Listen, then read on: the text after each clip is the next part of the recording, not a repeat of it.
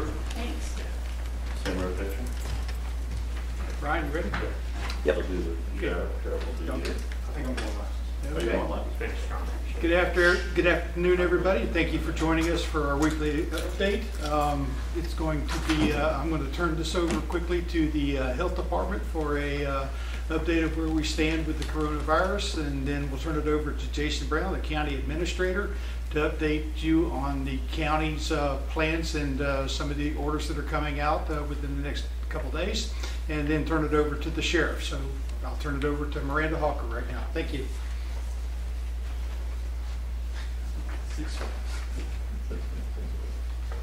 Hi. So statewide as of 11 o'clock, there are 30,174 cases with 4,699 hospitalized and 1,012 deaths. Our current number of cases is 89. 31 of these are travel related, 56 had no travel history, and 2 are unknown and under investigation. There are 26 people with a history of hospitalization within this group. The age range of our cases is from 8 to 94, with 53 men and 36 women. We have had 5 deaths: an 88-year-old female, a 90-year-old male, an 83-year-old male, a 92-year-old male, and a 91-year-old male. In terms of race and ethnicity for our Florida resident cases, 5 of our cases are black, 59 are white, 13 are classified as other, and 3 are unknown. For ethnicity, 4 are Hispanic and 62 are non-Hispanic, 14 are unknown, or we have no data on those 14 for race and ethnicity. We have had 7 COVID-19 cases in residents or staff at long-term care facilities, that's assisted living facilities and nursing homes, and 4 deaths. The Health Department is dedicated to providing public health support to our vulnerable populations, assisted living facilities, and nursing homes. We're in constant communication with these facilities. We're educating them on infection control. We're talking to them about environmental cleaning, and we're conducting contact investigations and facilitating testing as needed in these facilities. All of our cases are either isolating at home or in the hospital.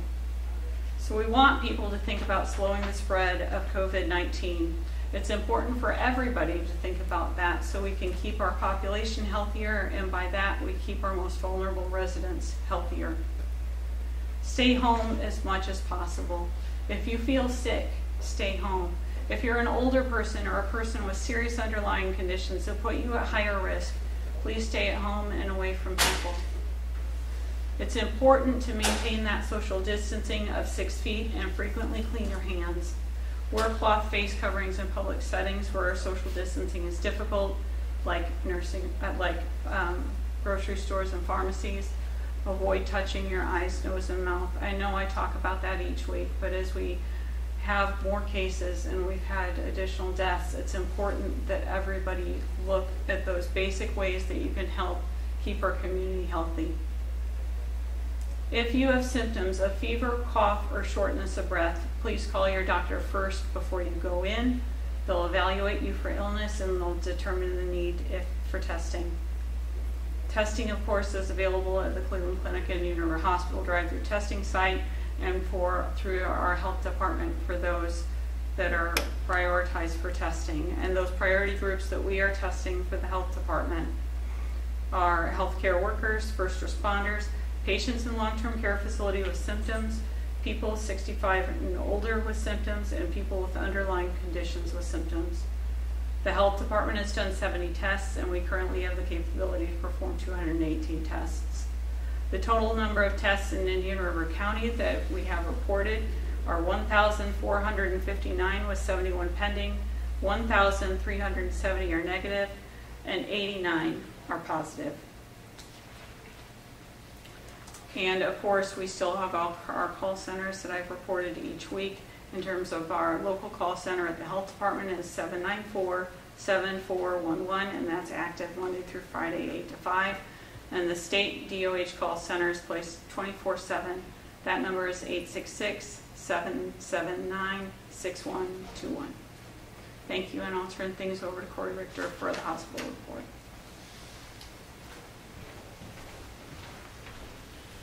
Good afternoon. Visitation is still very limited at the hospitals, both hospitals, Indian River and Sebastian River Medical Center. So make sure you check their respective websites if you have to visit somebody in the hospital. So you make sure you meet their requirements. The requirements are kind of change periodically, so I don't want to quote what they're doing now. But please check their website before you go if you have to visit somebody.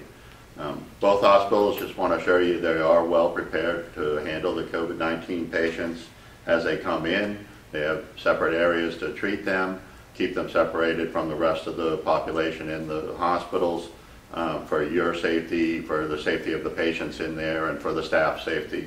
So they're well prepared to handle the patients that are coming in. They're meeting regularly, and I mean regularly every day, to adjust and update their plans as needed. This whole situation, as you've seen, as it's been going along, it's a fluid situation. We're learning things every day and changing the way the hospitals are treating patients and how they help them and react to them and confine them. So they're able to change their ways very quickly each day based on the news that's coming out, the studies, and the scientific data that's coming out to help them. So they're quickly adjusting as they need to everyday needs and try to do the best thing for everybody with this COVID-19 virus out there. Total calls to the hotline for Cleveland Clinic, they've had a total of 4,983 calls. About an average of about 100 a day that they're taking, except for Saturday and Sunday it slacks off a little bit, but Monday through Friday they're averaging a little over 100 a day calls. And their averaging testing is about 60 to 65 a day is what they're testing in their drive-through. Those are all by appointment. They have to meet criteria to be tested. They're not just testing everybody at this time. And their hotline number is 772-226-4846. And they're open 9 to 5 daily, 7 days a week for that drive-through testing. So if anybody has symptoms, thinks they have symptoms, think they've been exposed, they can call the hotline and see whether they meet the criteria in order to be tested. As far as the Cleveland Clinic's testing numbers, they've tested a total of 1,657 patients. 1,533 have been negative. They have 62 pending and 62 positive cases out of all the testing that they've done, and currently have 6 in-house patients. What we've been seeing good trend is the positive numbers are not jumping up high, and the pending tests are remaining at a relatively low number. You see it matches pretty close to what they're testing a day, and that's only because it takes them till they're getting the test back quicker, usually by the next day. So the pending is less, which helps them treat the patients more correctly, knowing whether they're positive or not. Sebastian has also been doing some testing. They have 71 that they've tested, with 64 negative. They have 0 pending and 7 positive out of the 71 that they've tested. So both hospitals are working diligently to, treat all the patients they get. Sebastian's been lucky; most of their patients have been able to treat at home. They haven't been symptomatic enough to stay in the hospital, and even Cleveland Clinics, their numbers at any one given time hasn't been too bad as far as in-house patients compared to the number of positives that they've had. So they're doing pretty good too. And unless you have any questions for me or Miranda, I'll turn it over to Jason Brown. I have questions. Yes, sir. Do you know how many people might be on ventilators? And in New York City, the results of people being on ventilators is not positive at all. They're succumbing while on ventilators, and I'm wondering if that is being taken into consideration locally. That certainly is being taken into consideration. There's very few that are on ventilators. And we've been tracking the ventilator status here, whether we needed to order more or would run out. And we have never come close to it. There are a few, I believe, that are on ventilators, but they're using it as a last resort now because of what they've learned from other areas, not just New York, but other areas around the world with the COVID and how it reacts to the lungs and the damage that it does to the lungs. So I think there are less on the ventilators. It's more of a last resort at that point. Also locally, men seem to be being affected more than women. How does that line up with the state and national statistics? Miranda, you want to handle that one? Sure, I can. Yeah. And I apologize, my name's Jeff from Channel 1098 in Vero Beach. Okay. So statewide, we've seen about 50 to 50 in terms of a balance between men and women, so 50% male, 50% female. So our statistics are slightly different than that in terms of men and women. We've had, and I can do the math for you if you'd like, just in terms of 32 women and 48 men for Florida residents. So it's a greater proportion of men. And succumbing to the disease is more men than women also. Yes. Locally, and I was just wondering if it's too small of a population to make that meaningful, or if there is some meaning to that. So currently what I can report to you is the statistics, and as you said, we have small numbers here in terms of death, thankfully, although every death is too many. But our statistics are in terms of 1 female and 4 men. Thank you. Yes. So under the order of DeSantis over the weekend, they released assisted living facility data for each county. And on that list, Harbor Chase of Vero Beach is the only listed assisted living facility. There are 4 or 5 deaths in the county that are from assisted living facilities, seeing as Harbor Chase is the only one listed. Has there been any sort of action taken, or if you could speak to the test setup were provided to Harbor Chase either following or prior to the incident that occurred there? So what I can tell you is that for our 1 facility that we have currently listed, there have been 7 cases and 4 deaths within that facility. I can tell you overall what we would provide to each assisted living facility and also to Harbor Chase in terms of that expertise in terms of infection control as well as environmental cleaning. Normally with any case that we have, we're performing that contact investigation. We're determining through that contact investigation if we have additional people who are symptomatic that would need to be tested. And certainly we have facilitated testing in those events. Do you know if testing has increased in the facility after the announcement of these deaths, or is there any data on that you can provide? So consistently, we have our nursing homes and our assisted living facilities reporting those residents who may have symptoms. And so we're tracking that across the board, whether those people are, and we're able to see if those people meet the qualifications to be tested, and then we're facilitating that testing. Welcome. And I believe I'll turn things over to Jason Brown, our county administrator. All right, thank you, Miranda. Good afternoon. Jason Brown, County Administrator. I want to provide an update on a couple of county facility changes. Effective Tuesday morning, April 28th, the public beach access points at Indian River County's public guarded beaches will reopen to be used by the public for essential activities. In addition, the City of Vero Beach and the Town of Indian River Shores will open their beach access points at the same time. The facilities that this impacts are the county's beaches of Golden Sands, Wabasso Beach Tracking Station, and Round Island. Also for the Town of Indian River Shores, Beachcomber Lane.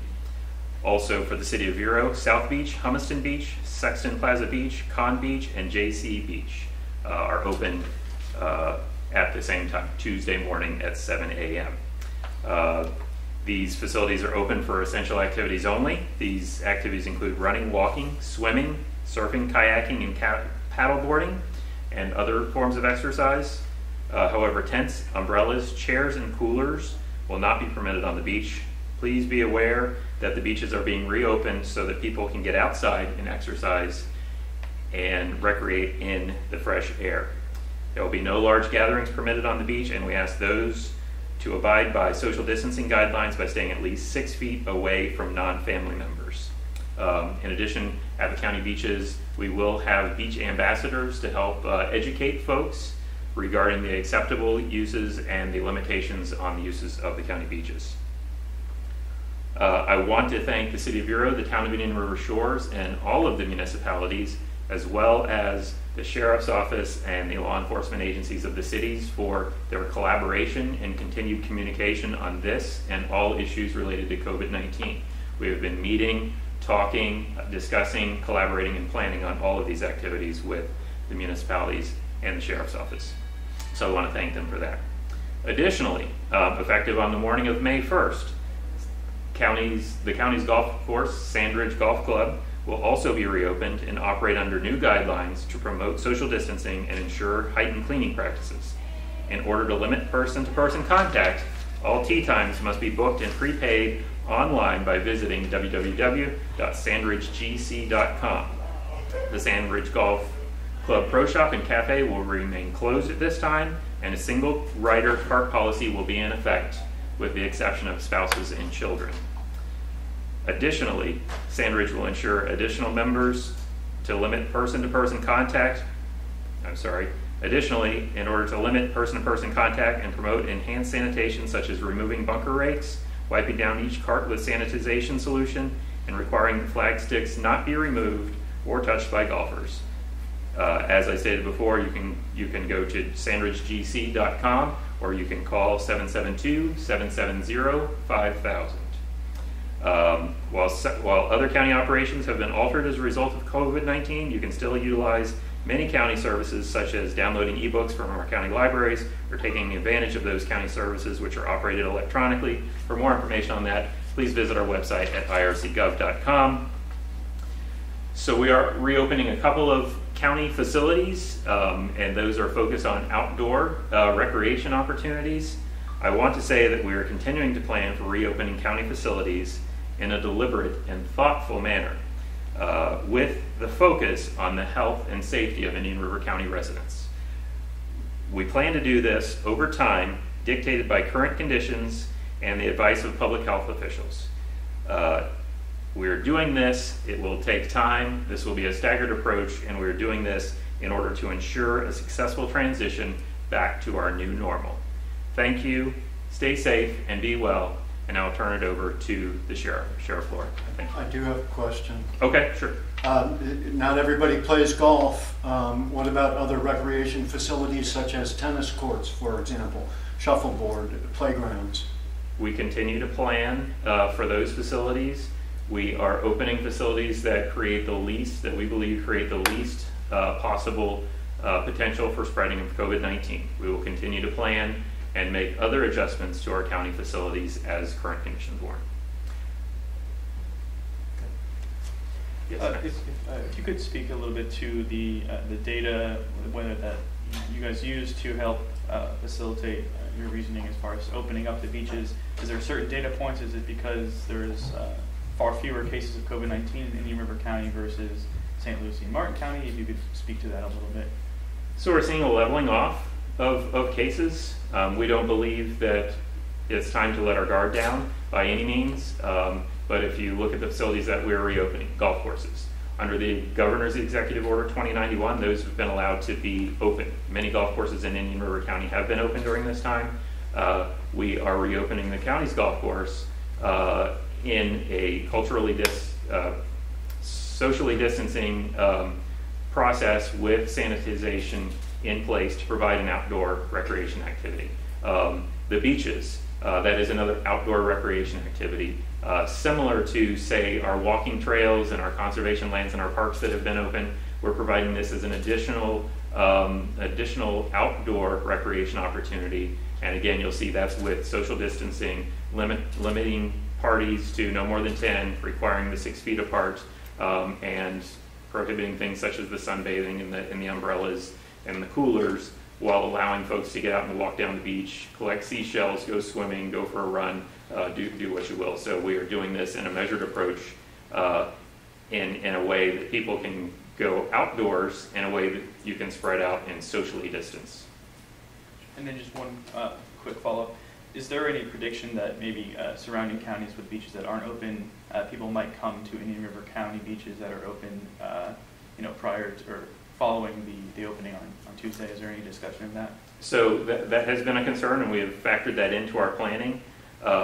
We believe that that we're doing this in a manner that will limit that. One of the things we've coordinated with the cities, so all of the beaches, the city of Vero beaches and Indian River Shores beaches, those will remain open. We're opening this. We're going to see how it goes. We're trying to do it in a manner that will, for instance, we're doing this on a weekday first, so that we're hoping that we have a nice opening experience for everyone.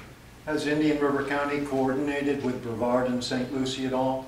So we've been monitoring Brevard County. We have been in close contact with St. Lucie and Martin County, and have been talking to them about their plans to ensure that we all have a coordinated So it's not a set regional schedule of openings? No, those counties will make their own decisions. We have been in contact with them to understand what their planning is, and we have determined that the right thing to do for Indian River County is to open those beaches in the manner that we're doing so on Tuesday. All right, anything else? All right, thank you. Turn it over to Sheriff Lohr. Well, thank you, Mr. Brown, and thank you, Chief Stone and Miranda and Corey. I first want to start by thanking our community for behaving. It's not an easy role, we know that. We know that as the stay-at-home ordinance is out, a lot of frustration. We see that frustration in the law enforcement side as well, i.e. domestic violence cases, unfortunately some behavioral health issues. We know that people are struggling with a lot of things in their lives. I will tell you, however, that the law enforcement community of Indian River County is strong. We communicate each and every day, not only with the police chiefs, but with the fire chief as well as Mr. Brown. So I want to calm you on that. I do want to remind you that we have a force multiplier of deputies on the street. Our deputies that are normally in the courthouse, normally in the schoolhouse, are all patrolling the streets to make us safe. My hope is that you see more in green and white cars than you've ever seen before, which should be calming and refreshing. Also add that we need a good weekend this weekend. Last weekend we had 7 opioid overdoses. Our deputies were able to revive 6 of them, and unfortunately one person lost their life to using meth in excess. Know that we're going to continue to encourage, educate, and enforce. Encourage, educate, and enforce is our motto. We've been playing by that motto for well over a month. Our inmate population is up to 485, which is about 10 more than last week when we reported. I will tell you that if you have a loved one that's incarcerated, there are no cases of the virus in our jail, and never has been a case in our jail. And also, if you have a loved one that's incarcerated, please be patient. Our visitation area is closed. In other words, you will not be able to visit your loved one. Obviously, you can still phone them under certain conditions. But overall, law enforcement community is working very closely with our healthcare community, and we're here to protect you. We want you to behave and have a great weekend. Thank you. Sheriff, can you tell me if there has been testing within the jail system? Yes, there have been testing. In other words, if we have signs and symptoms from an inmate, there's procedure in place. Also interesting enough, Jeff, is that prior to someone coming into our jail, there's a 3-phase program that they go through, and they are not we put them in an orientation cell, so to speak, so they're not oriented with any of our long-term inmates. In fact, pretty refreshing that we're seeing a lot of them able to bail or bond out. So usually the typical stay is about 21 days. That shrank, so that tells us that there's a turnover. The crimes, of course, include a lot of shoplifting, domestic violence, of course, loitering and prowling at hours they should not be, which is in violation of the EO. So that's why you're seeing that volume tick up a bit.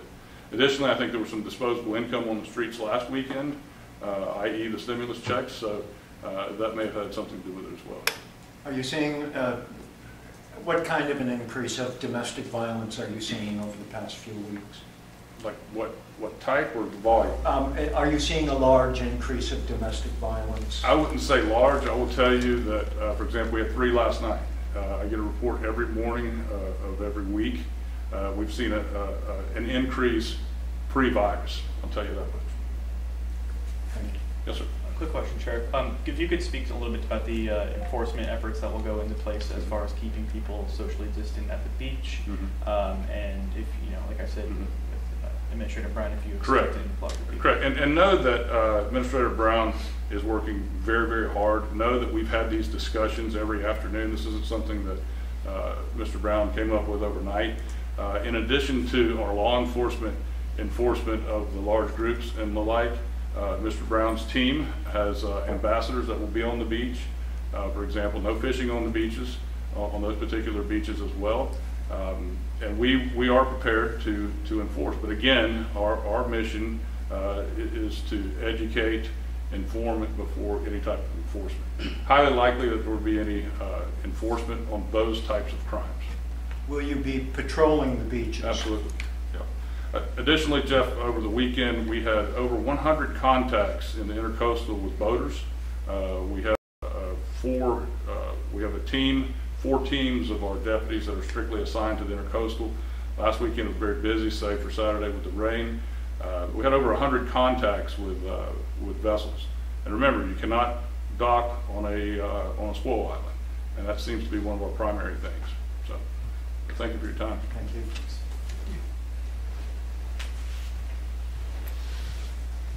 Yeah, once again, we'd like to thank you for joining us this afternoon, and if you have any additional questions, I'd be glad to try to answer them for you. I do from health, if someone would just reiterate that there's a lot of misinformation or a lot of odd things that people are finding on the internet, and also from some public officials, and for example, the president's musing about ingesting disinfectants, that I just would like someone locally to reinforce the fact that people need to follow medical advice from doctors, and not assume that something they see on the internet, for example, is something they should experiment with.